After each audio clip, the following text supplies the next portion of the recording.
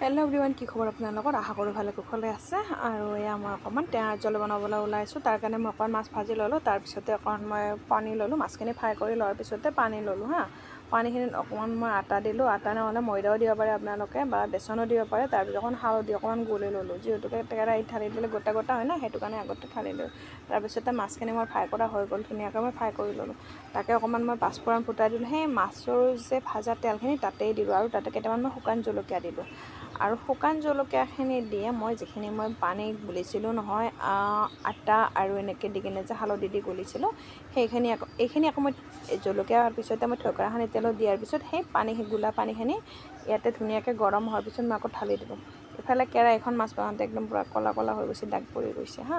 তাৰপিছতে আৰু এই পানীখিনি মই ঢালি দিলোঁ। আৰু মাছৰ এই চব্জিটো বনাবৰ বেছি টাইম নালাগে, একদম শ্বৰ্ট কাটিং, খাবলৈ তামান সোৱাদ। গৰমত থৈকাৰা টেঙা খাব লাগে, একদম পেট পূৰা ঠাণ্ডা কৰি ৰাখে।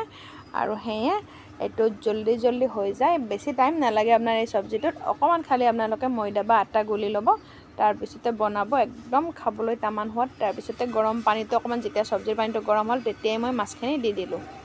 আৰু দিয়ে এতিয়া ধুনীয়াকৈ উতলাইছোঁ অকণমান। উতলাই লাষ্টৰ পিছে মই ভিডিঅ'টো একদম যে কেনেকুৱা হ'ল সেই ফিনিচিংটো মই ভিডিঅ'টো কৰিম বুলি ভাবি থাকোঁতে মাইনা মোবাইল এটা লৈয়ে গ'ল। আৰু উতলাই কেনে বন্ধ কৰি দিছোঁ। কেনেকুৱা লাগিলে বাৰু কমেণ্ট কৰি জনাব দে। Bye bye.